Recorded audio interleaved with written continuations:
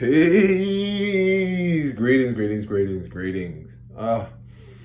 Give honor to Source. Give honor to Creator Most High. Whatever you see your higher power as, give honor, give gratitude to all. Most importantly, clap it up for yourself for being here. You could be anywhere in the world, but you're here with me today. You're here. Yes, you're here. Give it up for yourself. Ooh, yeah. Okay, man. This one gonna be interesting. Get your popcorn. You know what I'm saying? Bringing a whole lot of awareness to everything right now. That being said, let's see here. The topics. Wow. Like I said, I'll probably do more than one video because this is gonna be so interesting. Is that a piece of hair? But man.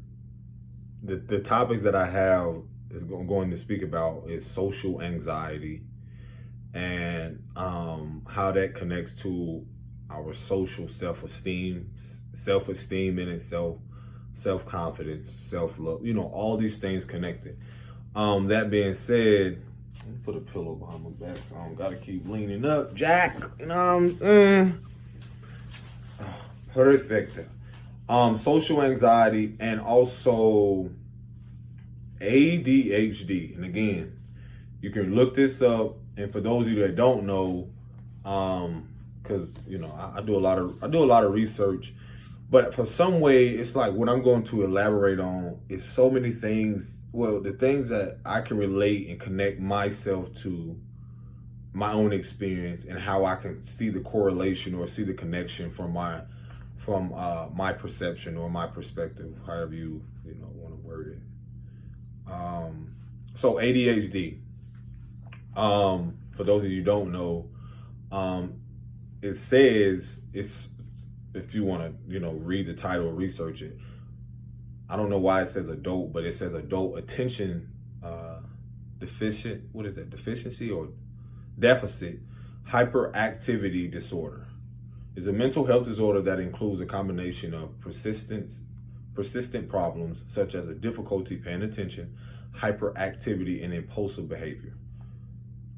Well, golly, that sounds like everybody. Let's be real here. I mean, some way, somehow, we all have probably developed or probably don't even know. And I'm not saying in any way that, like again, I told myself I'm my own psychologist, to each his own. And that just becomes the whole self-awareness around what I'm going to speak about. And I'm not here to label nobody, put no one in a bubble, put no one in a box about what it is you should be, project onto you what you should take on. Again, these are things that I research, come to my own understanding to possibly help someone get some type of clarity, and bring just more awareness, because I realize that a lot of what I'm going to speak about, even this topic, and having gone through this, being labeled as this, and it's like debunking it in a way, and also being the social anxiety aspect, which is going to lead into the ADHD. So again, I'm not here to project and say someone is this. This is my own shit, y'all. This is my own whatever I'm experiencing, and I'm coming from my own experiences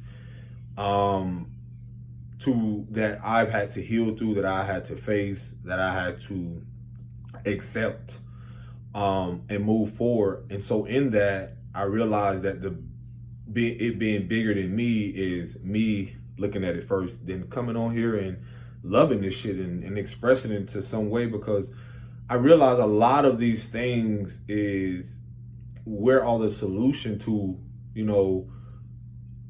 there isn't a lot of solution in a way that I feel from my perception that we have, whether that be in certain communities, whether that be environmentally, societally.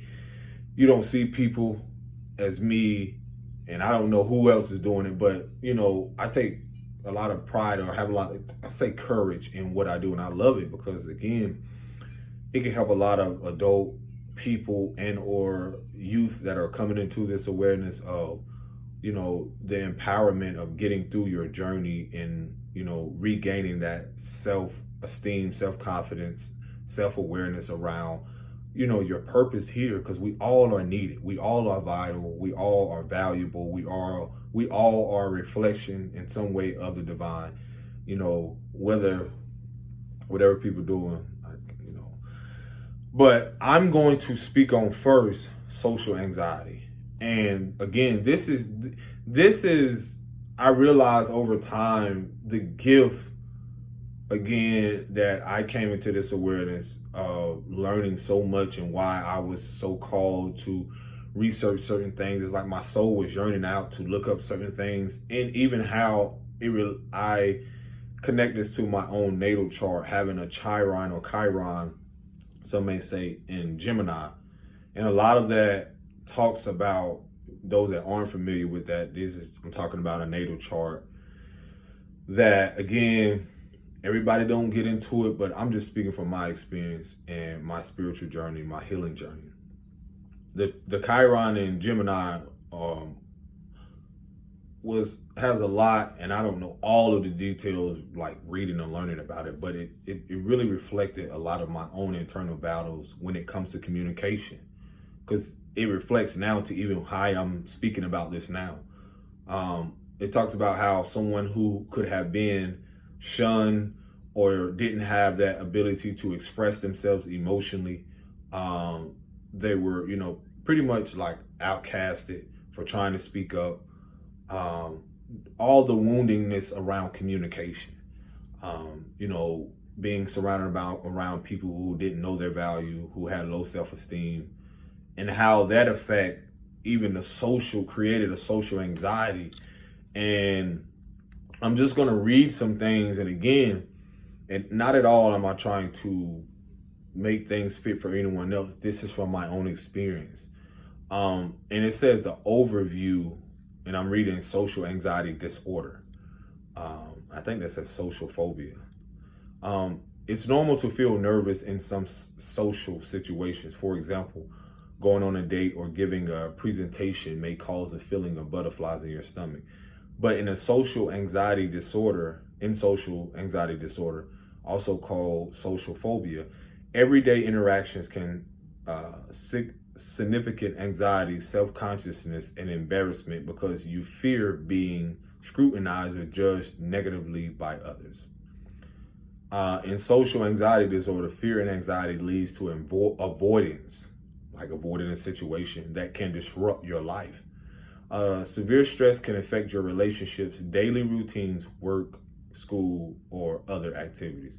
Social anxiety disorder can be chronic mental health condition, but learning coping skills and psychotherapy is taking medication.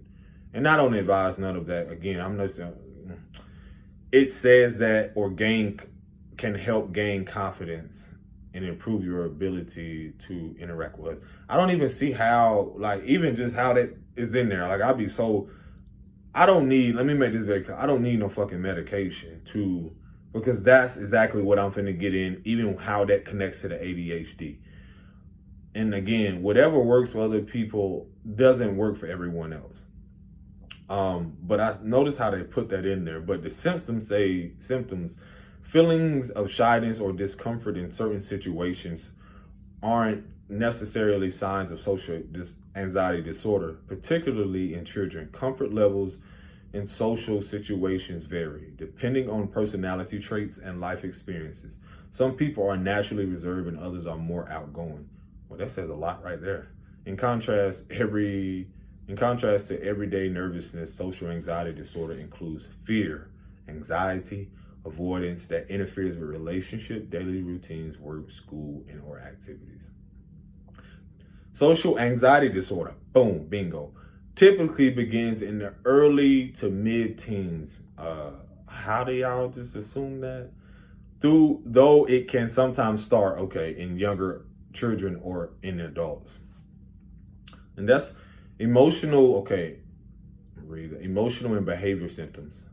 Fear of situations which you may be judged negatively.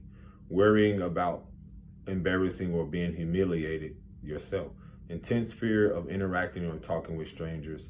Fear that others will notice that you look anxious. Fear of physical symptoms that may cause you embarrassment, such as blushing, sweating, trembling, or having a shaky voice. Avoidance of doing things or speaking to people out of fear and embarrassment. And if you have to rewind this video, so be it. Avoidance of situations where you might be in the center of attention. Whoa, this is so much that I'm finna talk about. Anxiety in anticipation of fear activities or events. I definitely have to do like part 2, 3, 4, 5, because I can talk about so much in just many of these like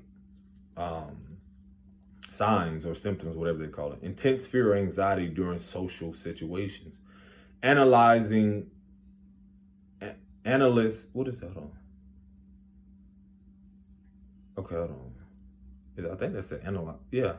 Of your performance and identification of flaws in your interactions after a social situation. Whoa. Expectations of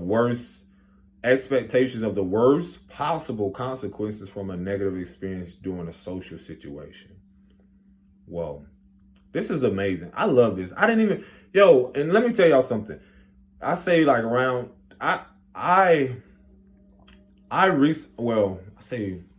a few years ago, I recently was going to school for psychology.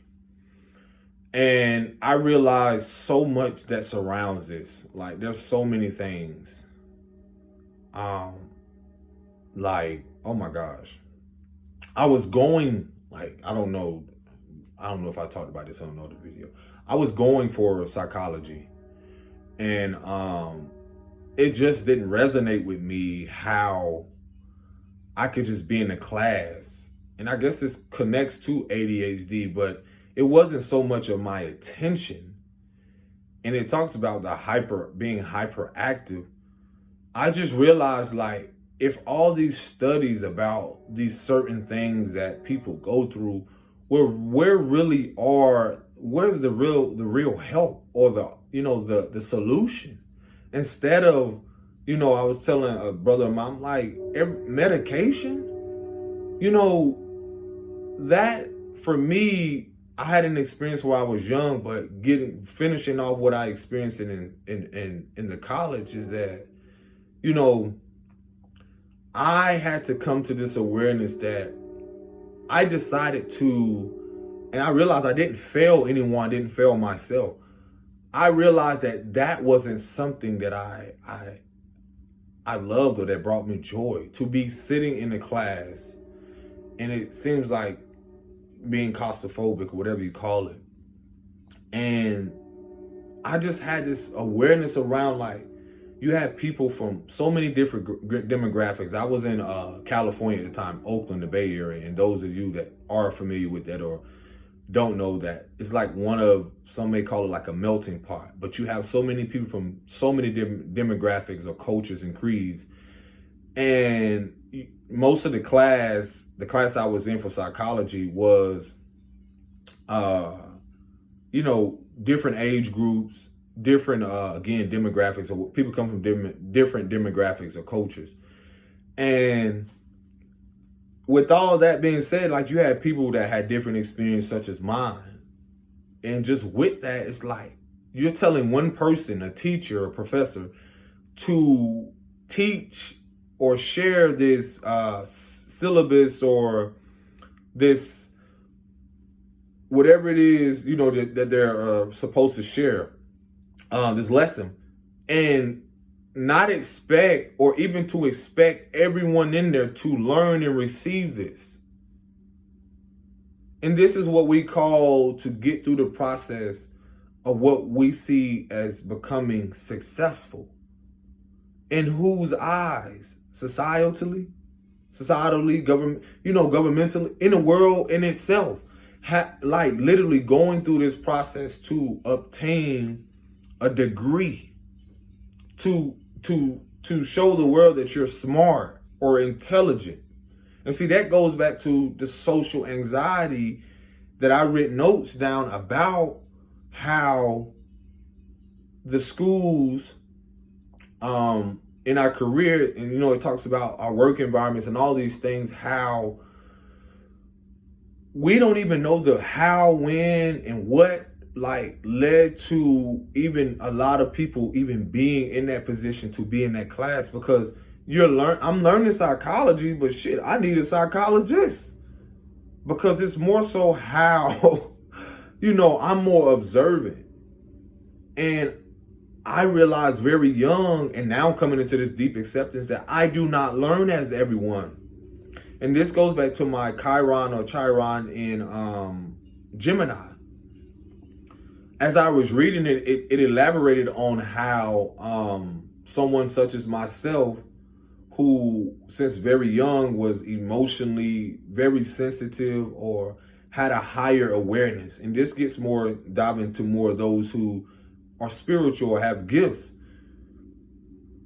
You having a natural ability or being an empath or being in tune, and then trying to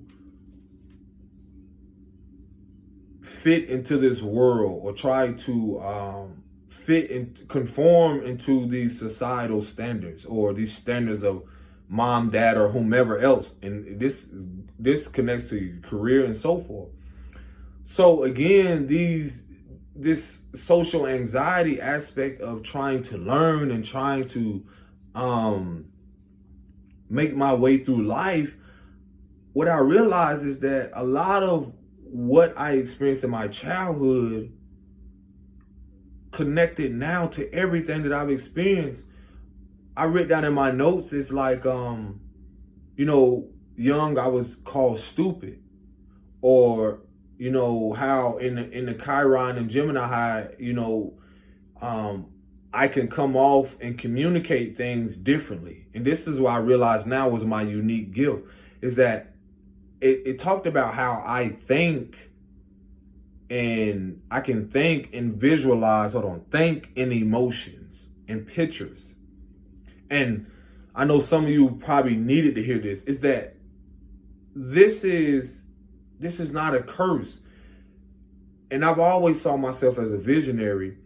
It's just when I was reading the Chiron and Gemini, it was showing me the wounded aspect of what I experienced in my childhood, and how I tried to, having not been heard and express my emotions, and then even when I did, in a more in a unique way, because to society or to my mother or someone else, it could look like a child is not normal, or a child is not at this certain level, or there's something, immediately they got to diagnose them with something, or say that, their attention here or their focus here is not there, so they're not like all the other kids.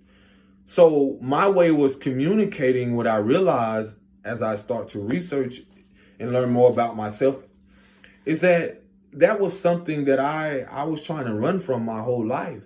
I realized that my unique gift was to express myself, and how I do now, even with my writing. And, young, I didn't want to say a lot to people. So the divine started to reveal to me that my gifts were in how I perceive things, I thought things, or thinking in emotion, meaning that I like to question a lot of things, or I saw beyond of what was presented on the surface level. I naturally, and some of you are like this, you naturally have a gift, but you've been told that it's a curse, so you shouldn't think that way. You shouldn't question this, or you shouldn't talk back. You shouldn't speak up. And see, me having experienced that and try to listen to authority figures, or, however that looks. And that right there, I realized I was hoarding, or a lot of my gifts was pushed down. I had a natural gift of communication. It's just the way that when I communicated things or said things, it seemed like either was ahead of its time, or in a way it was criticized. It was criticized. It was I was judged immediately because I questioned such things as, like, if I was in a church environment when I was young, I would stand up, or I would question things. I would question things real young, and I realized I had a higher awareness spiritually. I was an empath. I knew I was in tune. I was very sensitive to things. And this is a lot of us that now we're seeing that the things that I was shunned and you know, I held so much emotions, the rage, the anger. I shut it off for so long in my childhood because that's what I was taught. And so even in that, it created anxiety because I didn't feel safe in those environments. I didn't feel safe around the mothers. I didn't feel safe around environments where I was being bullied. That I realized now that I was, a lot of behaviors where I was being bullied than going into these environments. You know what I'm saying? I remember, y'all know the show Scared Straight. I remember they would take us on trips in elementary, some of us that had what they call behavior problems or labeled ADHD because I was labeled that. And they would take us to trips to the jail. I remember that specifically. I remember one of my friends, he went to the jail, and when we was in there, with these, what they call chaperones or people that they took us there. And I guess this was supposed to be some type of form of discipline, but in a way I see it as emotionally manipulation or manipulation in so many different ways. Like if you don't do good in school, if you don't do this, this is where you can end up. Like we don't see what the fuck is wrong with that? All of that is centered around control. So we went there, and I remember going there specifically, and I remember the guy actually that, they brought these two, what they call inmates, or I just say human beings or people, and they came out in their orange jumpsuit, and we're there lined up on the wall. And I'm telling you, before Scared Straight, a lot of us already visited jail. Like, come on now. And the guys came out, and I remember they was trying to talk tough to us, and the guy was laughing. And again, every little boy in there didn't respond the same way. One of my homeboys, he started laughing. So they made an example out of him. So they put him in, we're in elementary school now, I'll probably say 4th, 5th grade, whatever you want to call it. And they put him in this chair with handcuffs on the bottom, handcuffs where he couldn't move his arms or foot. And I just remember him crying hysterically when they put him in there, and they rolled him in a room that was dark. You know how traumatizing that is? So that right there created anxiety around even what they call the jail system, what they call this whole system that people have supported, what they call the best system or, judicial, whatever it is in the world. And this is how you treat human beings, or this is how your school system or environments treat people. So connecting that to the ADHD, I remember specifically in my childhood that I had an elder sister and I had some other cousins. And I don't know if I'm saying this correctly, but they was put on what they call Ritalin. And what that does, and you can research this, I don't know if I'm saying the name correctly, but a lot of you will know that. Again, this connects to how we naturally gain, we had anxiety young because, for one, being physically abused, which some people approve of being whooped or spanking, but don't see how that psychologically creates a narrative around hurting each other and also hoarding this rage and that breeds violence eventually. Because you're not only hurting the child, you're hurting yourself through that process. So with that being said, the not only did we experience that, but we, a lot of my cousins or sisters and them experienced verbal abuse, being talked to, young, and some of us even experienced sexual abuse or molestation, some may call it. So all of this in a way created, again, not just subconscious fears, but anxiety around what we could possibly fear one day, or what we can possibly be negatively judged by just because we don't want to be around or in an environment. So I remember when we were young that my grandmother at the time, or I think one of my cousins I know, they were given, Ritalin or whatever they call. And this is something to, because they were labeled, they were so what they call hyperactive or ADHD, some may call it now. And I remember specifically because, now seeing the awareness around where my behavior stemmed from and why I had so much energy in what they call hyperactive. So I start to put two and two together now, come to this self-awareness, is that when I remember when they would be on it, like they were giving pills early. I mean, early. And just imagine someone telling you, you got to take this just to perform, just to stay calm in a school or an environment, to get your work done, to fall in line. Like, listen to this shit.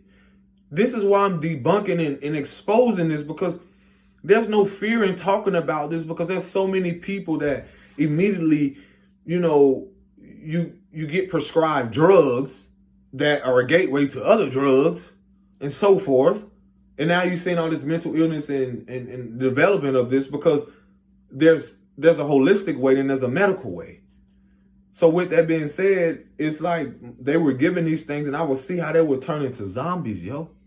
I would see how my eldest sister, they were given this, and they were just no type of awareness. And it's like you giving these children this and just expect them to just stay calm or just to be normal. And I don't know if I had it like more than once, but I remember my grandmother giving me, like, it wasn't prescribed to me, but I remember she was like, hey, we're going to give you this. And I just remember specifically, I believe it was one or two times that I remember taking that and being in the classroom like a zombie. Literally. Like I didn't even care to really do any work. Honestly, I felt like a lab rat, because here it is, you're trying to study someone. Here it is, let's give them this to see if they're, act right, or to see if they, and what is that, right or wrong? I was given that, and then in the class, they felt like, oh, his performance. Like, who the fuck is grading me? Who is deciding that what I'm doing, and if I pose a threat, again, I knew the awareness about my behavior and where it stemmed from, but they didn't. Here it is, we had careless guardianship or caregivers who didn't care to really get to know us one-on-one to really see what was going on. Again, where the root of the anxiety began. Or not even connecting the dots of, well, maybe it's the verbal or physical abuse. Maybe it's the ass whoopings. Maybe it's other things other than just giving someone something. And that's what you see in this society. It's automatically dope them up, give them this, then or you be called crazy or out of mind just because, again, you either want, and this is my perception, I do not see medication as a solution. I'm here to implement and show things in a holistic way, on a more energetic, spiritual level. Again, everyone don't have to agree to this. That's fine. They can call it witchcraft. They can call it whatever it is. Again, this is not your reality. It's the awareness around how innocent kids and adults have been manipulated, controlled, and convinced that this is what it is. This is your life if you don't take this or else. That's fear. That's control. That's narcissism. That's a society. This is your schools. This is why the shit is falling apart now. So again, I was given that and being in the class just zoned out. Not knowing what I was given. Not knowing what I was given. And I refused. I rebelled. And I see this when I was young. I've always rebelled. Because I knew I was here to create a shift and a change. And so are you. So just that experience alone, it was very traumatic. Because here it is, you say your caregiver and someone you love, and they not realizing the root cause of, why do I fear these situations. The things that I've listed, like intense fear interacting with people and or strangers. So a lot of that at a young age, I experienced. I was writing a letter, and this goes back to the social anxiety. I was writing a letter to the five, when I was 5, writing to the me then, when I was 5, another letter about how, another note to myself about how the only reason I went to school was to escape the traumas at home, to escape the verbal and physical abuse, to escape, school was a safe haven. I didn't go there. I went there because I needed to. I didn't go there for the education. I always felt like school or something. I just knew that I was here not to conform to anything. And when I would go there, I would just remember that with my artistry, and now that it comes full circle, is that I only went there to receive some type of love. I realized that as I wrote in about this, I was talking about how the women that were there that spoke to me softly, who really showed me the affection, who really really was attentive to my needs.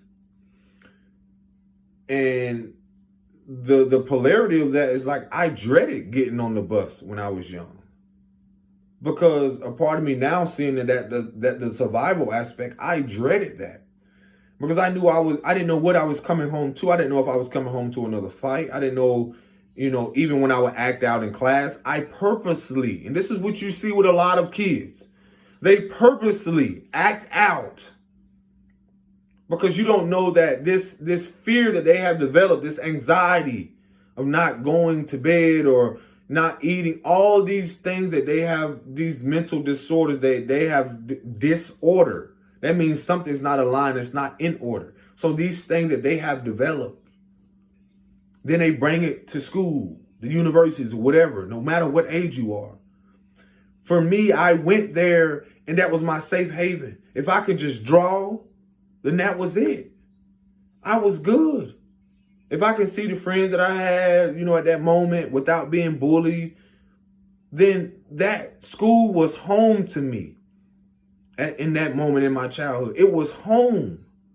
And home meaning that there was a love that I did not receive when I was in a physical home with the mother and or stepdad and so forth.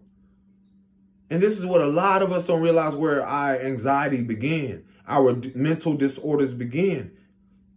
And we still are taking that shit right to these universities, to these work environments, to these social events, and wonder why all these things come up. It's because I'm letting you know, even from my experience, I would avoid a lot of things. I would have, because I didn't have, it's nothing against, I value it now. That's the thing why I can speak about it. I didn't have the mother that read to me at home. You know what I'm saying? I didn't have them. I remember specifically even that, I was telling my partner, I said, do you know there's certain kids that didn't have food?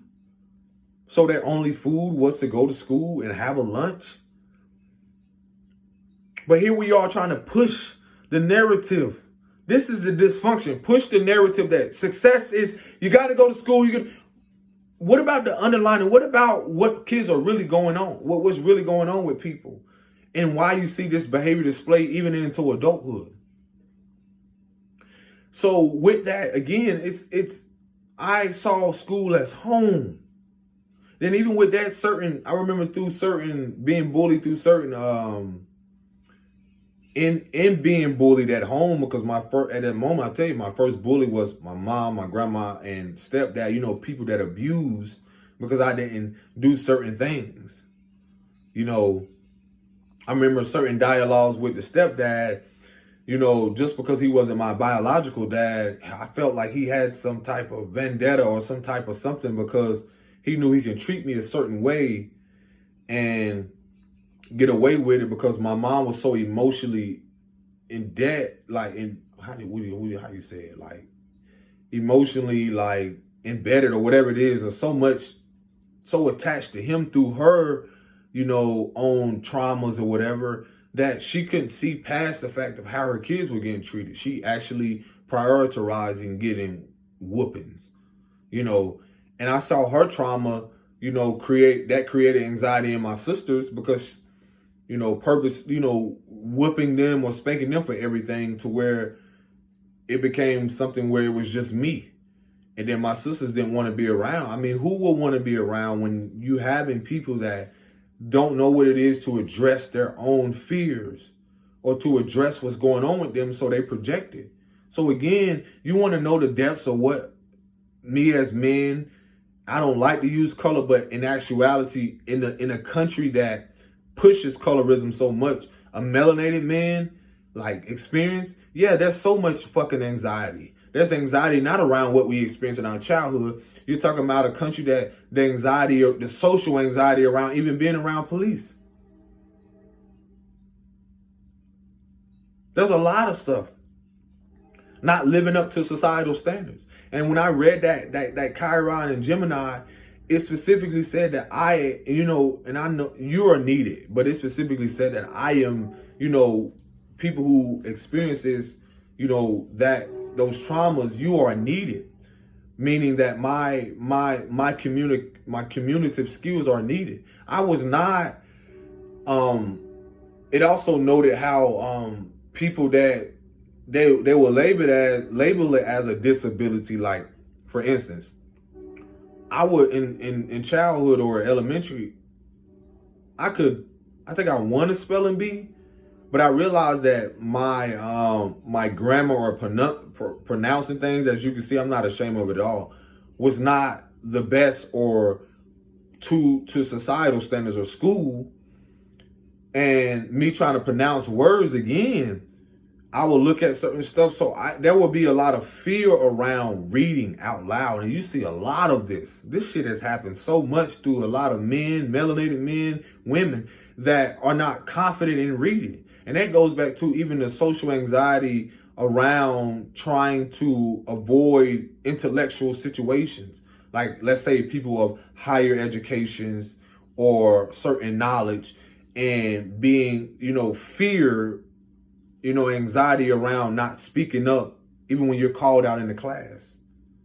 And you want to,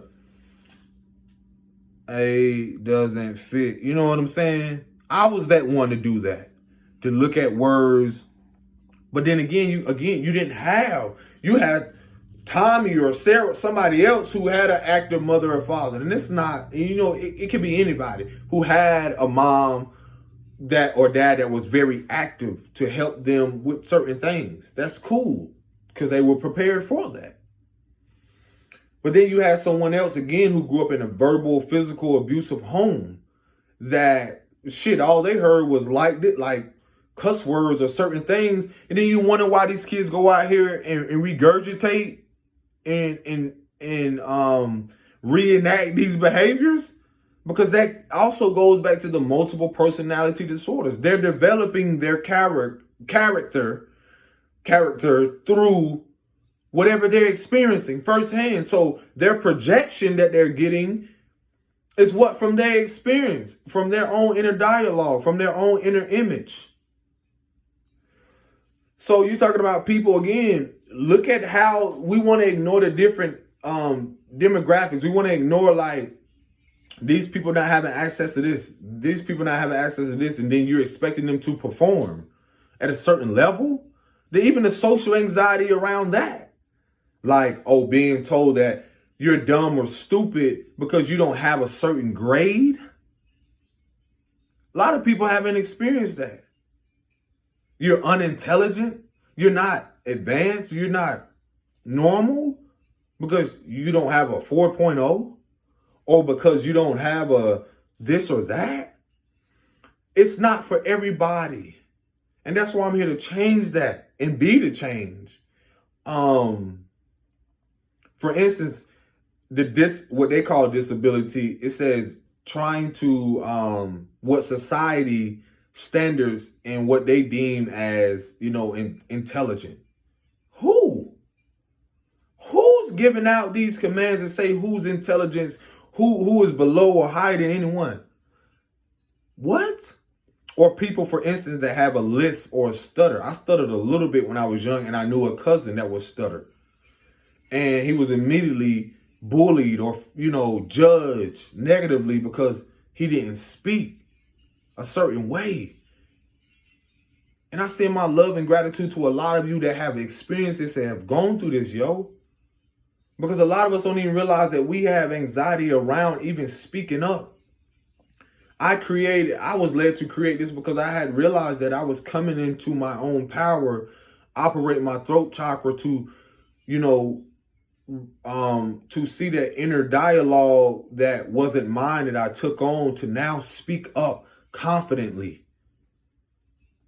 To take back my power from those authority figures and or people who will label me because, oh, he's just a black man, or he just a this, or he just that, he ain't gonna be that. All those things from different versions, different people, different characters. Again, going back to the anxiety around even being what we call a melanated man or a darker shaded man. In a country that automatically, they glamorize a certain people to be more educated or intelligent and devalue another people. But where's the credit, or where's the love for the majority of where we really know where a lot of this science and technology or this advancement or this intelligence really stems from? And that's everyone involved. But it's the fact of how, again, I had to come into this deep acceptance of fuck societal standards. Fuck who don't see me as smart and all like that.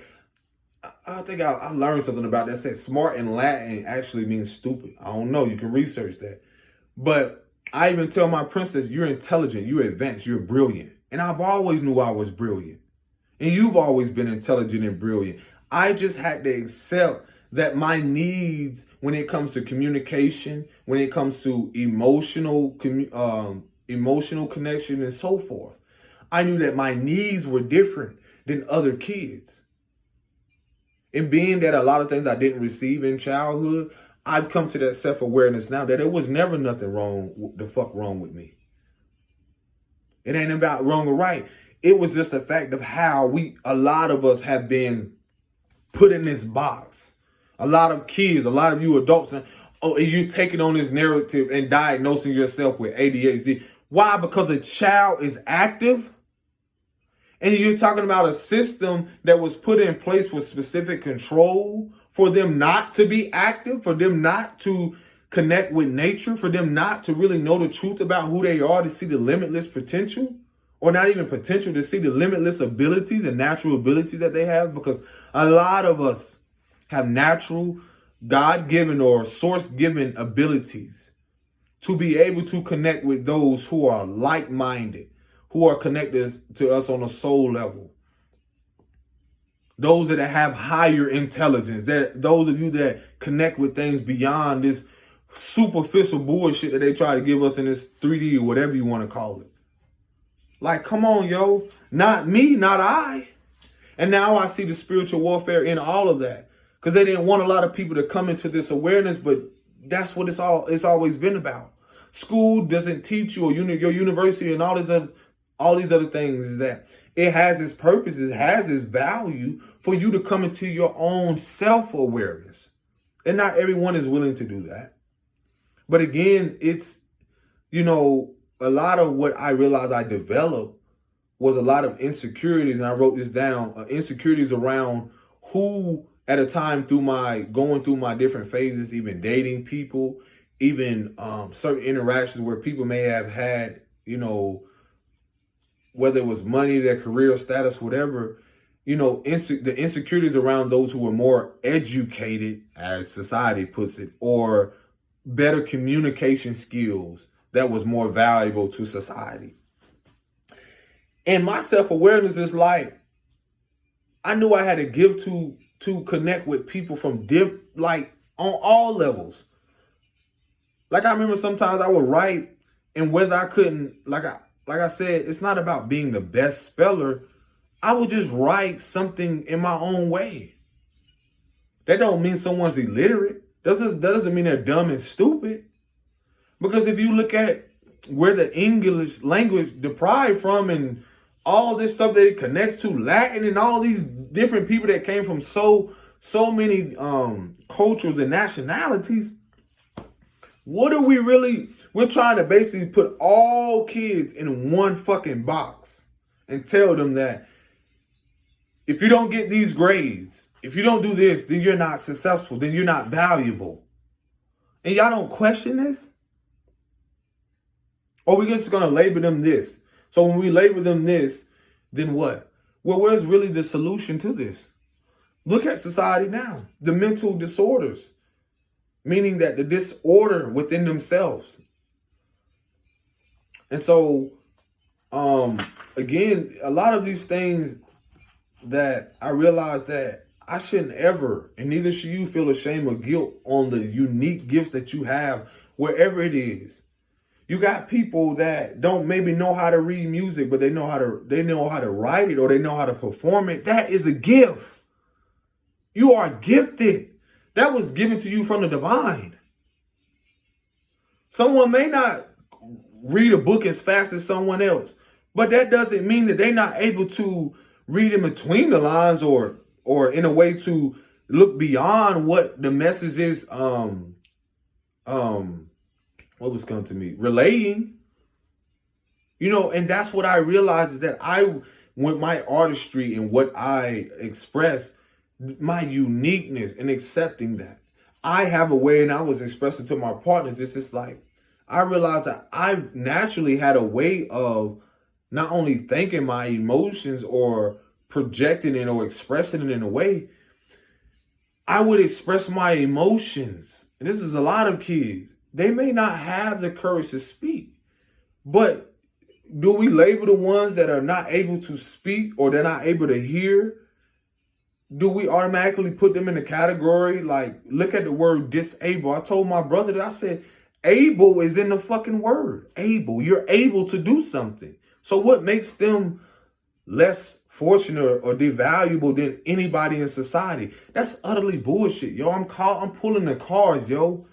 The divine mother and father, like, this shit is done with the create. And we're made all in the image. Well, what image was given to us to be in? You're listening to others' external image of you. And that's how I feel. I'm like, how's someone going to tell me what I should believe about myself if I don't accept their narrative of what a melanated black man, a human being, or anything should be, or spiritual being? Because spiritual community goes everything. Why should I take on that? Because that's their perception, or that's their reality, or that's what the powers that used to be wanted to conform everyone to. How is that in any way valuable? Why do I gotta see that as valuable? Why shouldn't I question that? See, you were that child or that person, that being that questioned, because you were here to do that. Because in that, you learning now being the main character, everybody else is extras. What? I can't believe he said that. I did. Because the divine within me, if I'm made in an image and everyone else is made in an image, then everyone else can think for themselves. Everyone else could be, who they desire to be. However that energy operates, is that I can see the value in that. That's why I'm not angry. I can see the value. What pisses me off what angers me is how they prey on the innocent kids. And we want to say that this is so normal. And when all these kids now, and this is the shit that's happening with Big Mama, tired of this shit, is where y'all have been listening to people who've been leading y'all astray, wolves in sheep's clothing, and just assuming that they have your best interests at heart. How?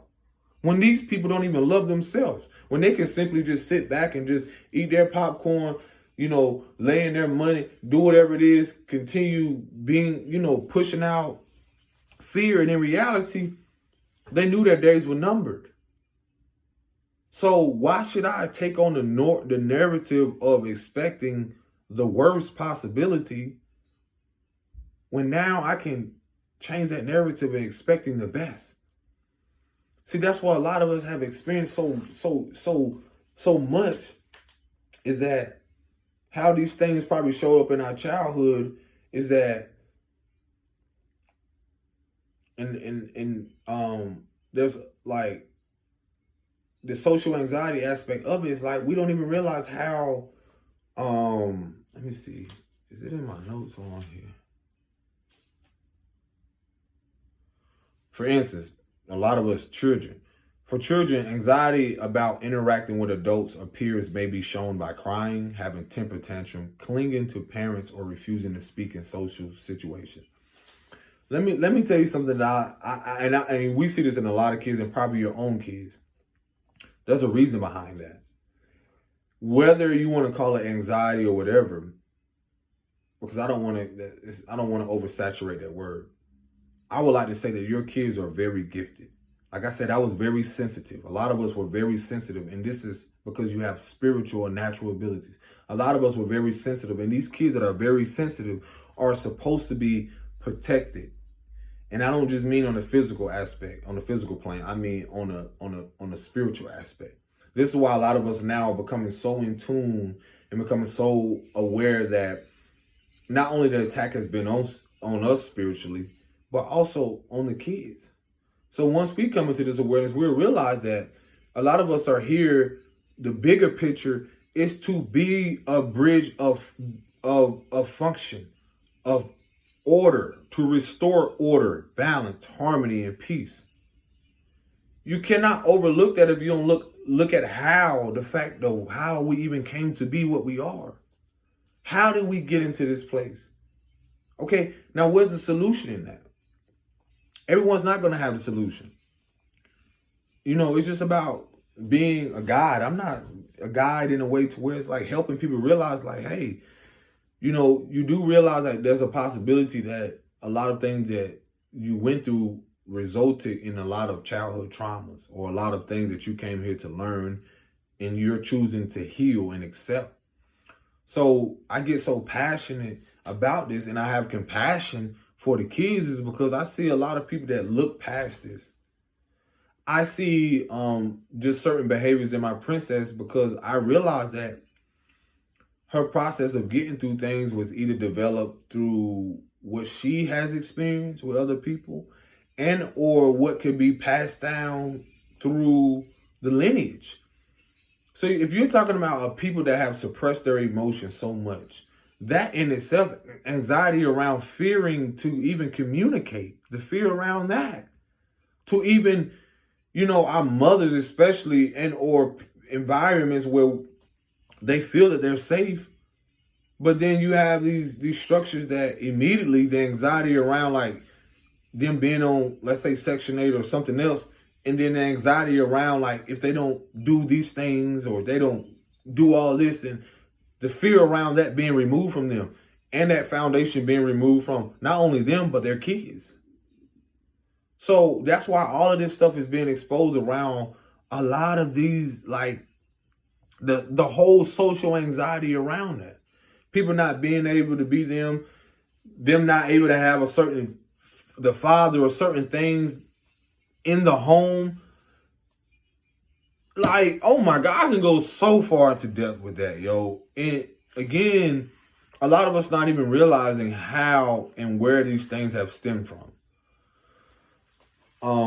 So again, I can just relate back going to my childhood, just and seeing how now it plays out in my, the age that I am now. Because that inner child is still there. That essence of me, the innocence is still there. The healing, the acknowledge, the accepting, the grieving of even coming out of these environments where the social anxiety began, or why I developed that, why I didn't feel comfortable or, have the courage to be in front of people, or speaking my truth, or feeling the insecurities around people who, just because they have a certain status and career, that I have to dumb myself down, or I don't need to still speak up just because the fear of being judged or, negatively spoken about. We all, or some of us, or most of us, can relate to that.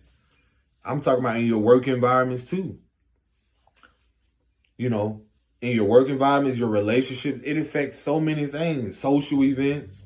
Then you're talking about a society who, again, or in the past, or you just see how they glorify these people. You don't even know what type of anxiety they suffer from. Imagine them having phones, or like, I can see the connection with a lot of people. Them, every time they come outside, pictures being taken care of them. I can relate. I know some of y'all probably gonna watch this too. Yeah, I be know. But I just see the value in everything. Like, I don't need to say names, but imagine people. A lot of y'all couldn't grow up in that spotlight, or in that place of cameras being on you all the time, or trying to say the right things, or if you say the wrong things, then you got millions of people online, which a lot of people ain't prepared for. But because you really got to have it, ain't just a tough skin, because we taught that, like, men, the anxiety around that, oh my gosh, like, how society tells men not to be emotional or cry, or, them being called or devalued in that way. So forth with women. Like, we're not supposed to be angry. We're not supposed to honor our emotions. So it goes both ways. It really, more so what I'm getting at is about how the devaluing of humanity, or how people are part of this human experience, is supposed to come here and learn this shit. Everybody differently.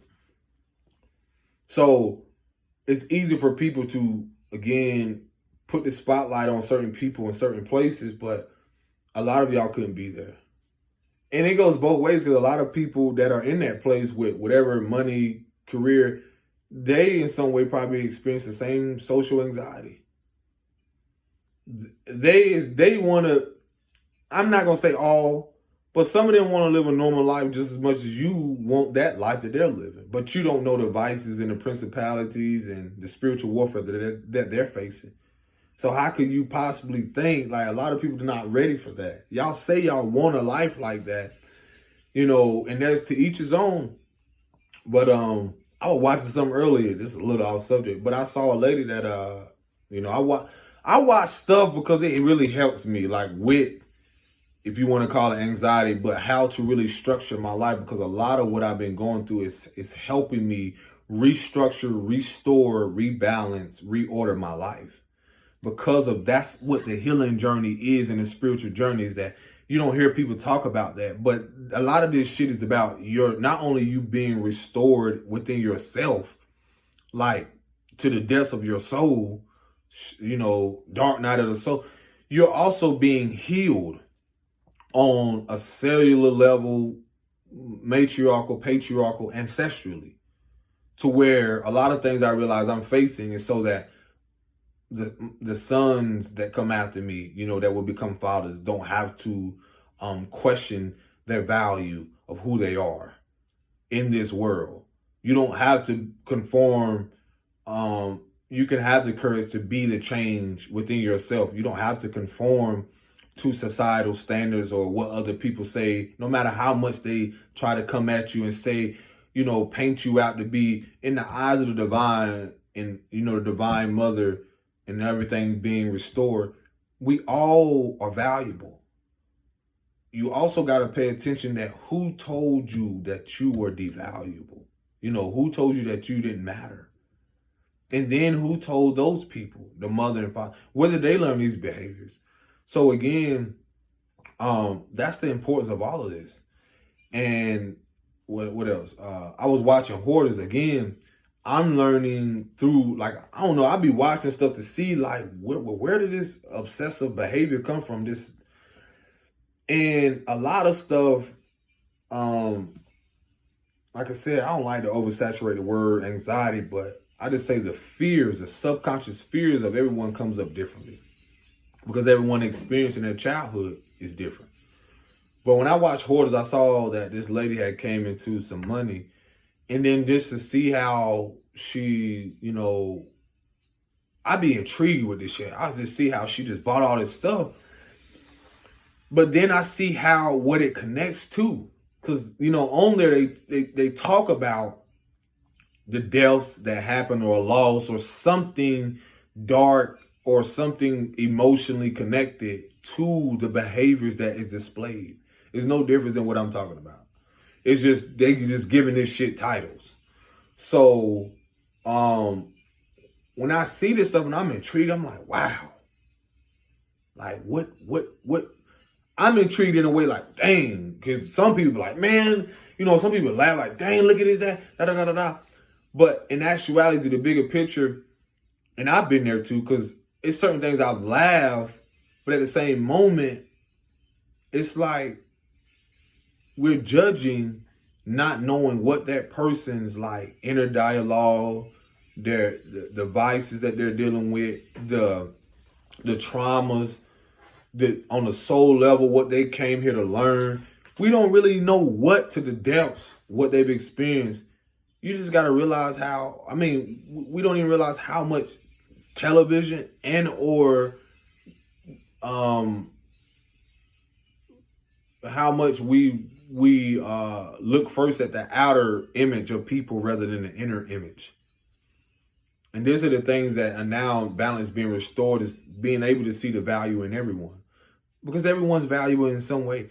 It don't matter how their energy or whatever they're acting out in the shadow aspect, in the way of whether it's like,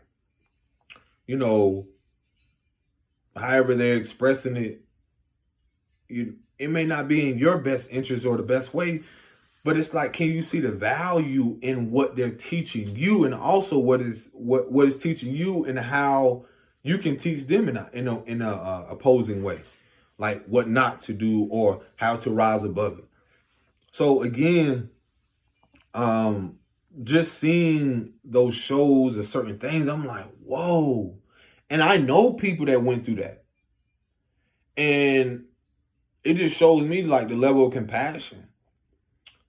I knew an auntie that, like, again, I didn't even know what this shit, I didn't know what it was called, but at the same time, you in the childhood, you growing up, like thinking like this was normal. Let's say you go in someone's house that, again, I just remember one of my mama friends, or I just remember people, because it's not about, this ain't in any way to attack someone's character, slander them, or devalue them in any way. Whether they know it or not, I think that this is a thing that has been rapid in a lot of certain communities, melanated, whatever you want to call it, or anywhere, because a lot of people go through this.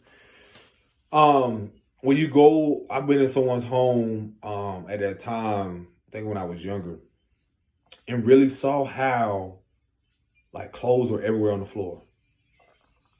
And a lot of roaches, just a lot of things that at the moment, I'm just like, as a kid, you're like, they don't matter. Now that I've got to the awareness, I realize a lot of the obsessiveness with material possessions and not letting them go, so forth, what some may see as a disorder, because again, it's not in order. That's all this is. It's not in order. So it's out of place. And a lot of what you see people going through with their home, which a lot of people don't see, because we're able to judge people through social media and so forth and just judge their whole fucking life. You don't know what they're going through in their home, in their being. And I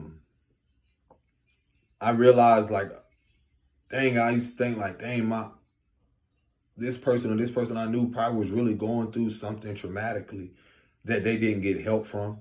They didn't have the money to afford a psychologist. They didn't have, you know what I'm saying?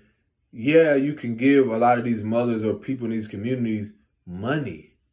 Like, people want to hit the lotto. You can give these people these things, and we think that getting these things, possessing these things, or having these things in our possession, or, really fills that void.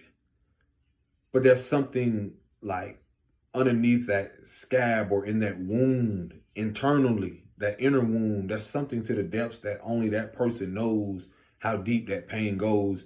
And a lot of us are crying out, or have cried out, whether silently or projecting in a way, because again, the impulsiveness, the crying and so forth. What else did they talk about?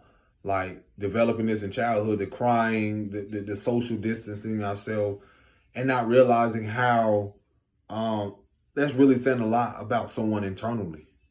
It really says a lot about what America and the world and your leaders have ignored. Not only just with the children, but with all of us. And so the inner wounds of our mothers have been ignored, and our fathers, and our sons, and our daughters. And that's what has kept us in a fucking, at that moment, like a loop of dysfunction, of disorder, of discomfort, dis-ease.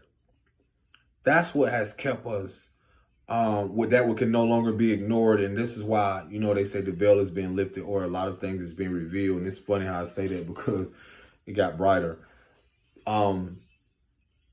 It's simply because of this. It's like we so easily, and we all have done this. I know I've done it. I'm not going to exempt myself from it. But deep down, I've always felt that there was something deeper beyond the layers of just seeing someone on the physical aspect. I was affected by that, even with women. And then I got a deeper knowingness of myself, of, women, to now even learning not to see them beyond the physical, seeing them beyond what societal has said that their value is, even with men. And so in that, I really saw how beautiful I really am and have blossomed, and the growth within myself, within the people around me, and even, seeing how much anxiety is encouraged. The encouragement of the movies, where, a lot of stuff, people don't even realize how much it triggers them, how much it's just feeding and preying on their childhood woundings. And again, it's like seeing people that I know go through this experience. I immediately had to forgive myself. I knew someone who went through something, and just see now to the depths of probably how much they were really hurting. And can you imagine just anyone coming along and not really, you can tell them, a lot of our mothers and, a lot of us have entrusted into people our deepest insecurities, whether that be sexual trauma, whatever fears that we have to face or experience. And a lot of it at that moment ended in betrayal. And a lot of this, again, it's not to point the finger at anyone. It's more so how, through their own experience, some people don't know what to do. Some people don't know how to respond. And even flight or flight, through their emotional impulses, through what they've learned through their experience with man or woman.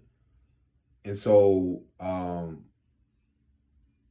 think I got a little bit of, and that reflects a lot of how we develop our emotional, the emotional aspect of who we are, like the nurturing, our natural abilities, and so forth, as the feminine aspect of who we are.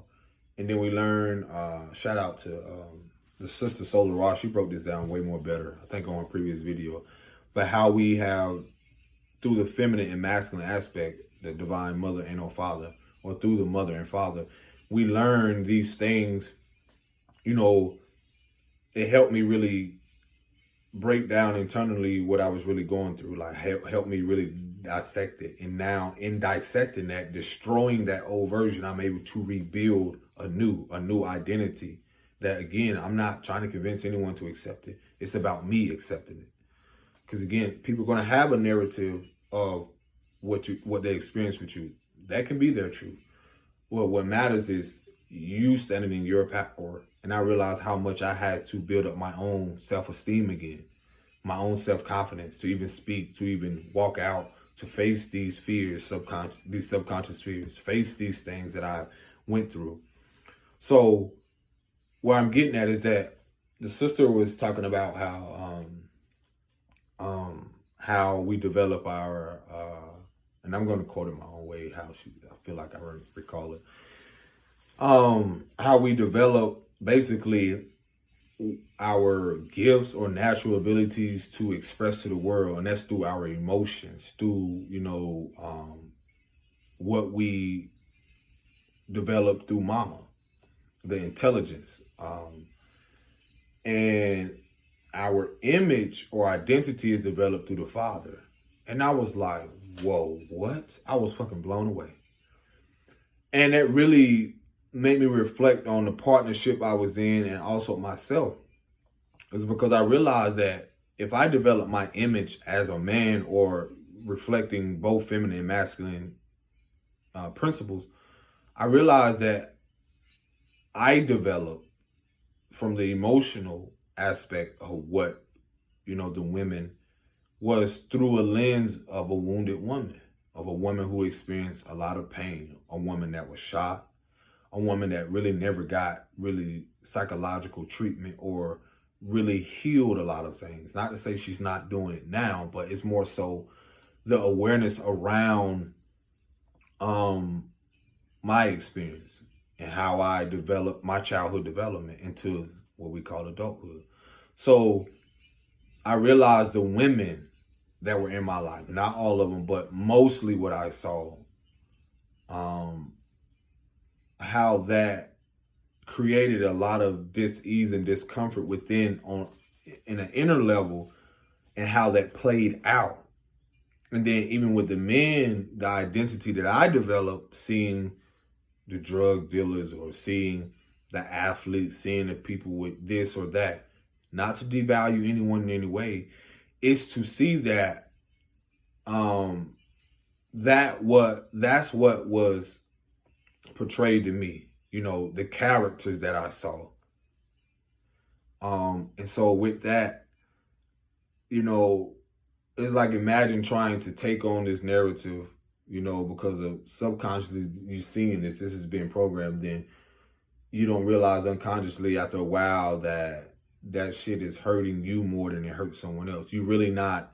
And it's like, all through this development, we all have been having an inner wound that has never been tended to. Our inner child, there's something that now we're starting to face. And so,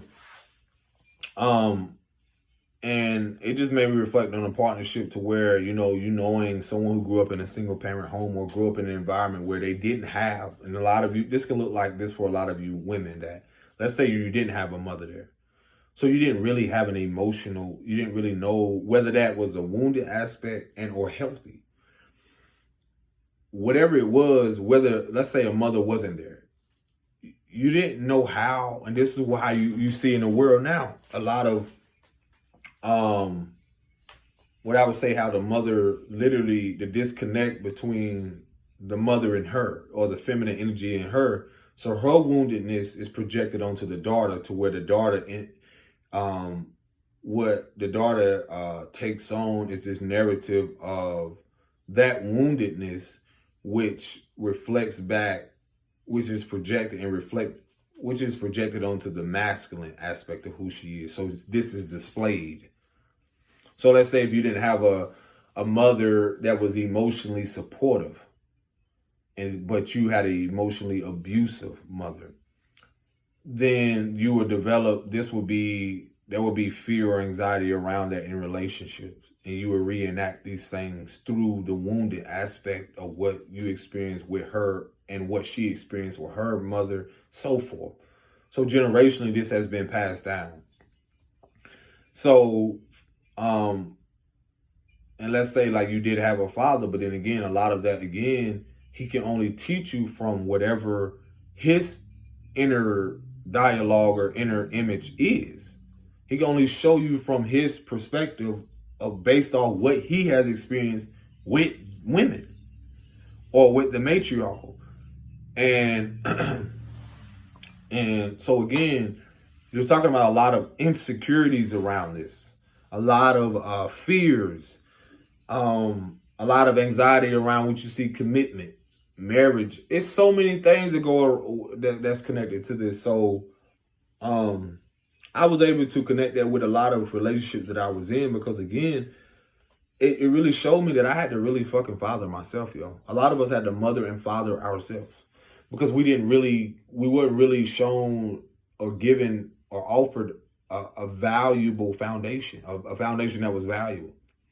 And I'm talking about beyond monetary money and likes, because, that doesn't define us. So what's being restored is how we really face ourselves, and what, and that being ancestrally, whatever we experience, both matriarchal and patriarchally, to see that what didn't dad or mom, both matriarchally, they didn't value. So if you having men that just simply societally tell them that you got to have money, you got to have all these things, that immediately creates, like what it did for me, being in certain connections with people, is like that immediately created a fear around, like, if I don't have enough, then how am I going to be with this person? Or is they going to accept me? Is their family so-and-so? You see where I'm getting at? So what do you think that does for a lot of men in a country or an environment where, again, societal standards, it naturally creates an anxiety around not having enough, but that internally is really not being enough or feeling enough or already see themselves as whole. And that's where a lot of you don't see how that affects a man's self-esteem. And then you automatically see people put a man in a box where if you don't have this, what's the word I'm getting at? The idea of all of this, want to have this perfect, mold. It's like build a bear or mold a man and mold a woman. We all both done it. You know what I'm saying? That's wrong, but that was funny. But again, we're trying to learn from people who don't not only have value, or their value is just simply in material things, and they're really empty inside, or they have low self-esteem, but due to their outer appearance, they're portraying or giving off this illusion that, oh, see me, I'm valuable. And you see the kids do the same thing. If you didn't have the best shoes or have the best thing, you know what I'm saying? So a lot of this is reenacting. You see all this stuff being exposed because, again, the fear around that. I remember times where not wanting to go to school because I didn't have a new outfit after Christmas, or I didn't have a new something. And the anxiety around showing up with the same thing. But then then it's taught to the kids like, oh, such and such, they rich, they got money, they better, they're more valuable. That's bullshit. I will not teach my princess and or kids, anybody, or these youth, that someone is more valuable. You are less valuable just because you don't have this. That's utterly crap. Because if anything, you believe in yourself to have the self-confidence to know that if you want and to have these things, you can. And you will, and you shall. But also know the importance that these things too shall pass, and you cannot take these things with you. So in that, it tells you that your value is within and will always be within. So, boy, I just had to I've been patiently waiting to get this video out, but I just had to let y'all know that because it's just, I'm telling you, man, that I had to do a part 2, part 3, whatever. But again, value. We all are valuable. We all. I don't care who you dislike or doing. That's value in whatever it is that they're displaying, however it is that energy is operating. But the beauty of it is that no matter what someone else doing, do you have the confidence to even do what you're doing and seeing it through and having faith in the God in you and the Creator within you? Do you have the faith to do that? Because as confidently people can go out here and be ignorant, some may call it. What's keeping you from being confident to step outside of the comfort zone? A lot of people, millions, have been in this conformity so long that they don't even see their behaviors. They're unconscious of it. They don't even see how it affects other people. Not everyone, I'd be a fool to think that everyone think that they're going to accept this message or hey, to each his own. But that's still not going to stop the value that the divine sees within me. Some like, oh, he putting on the show. Hey, it is what it is. I still love you. But just remember that you are valuable. You are needed right now in this moment. I value you. I need you. We need you. The bigger picture. You're valuable.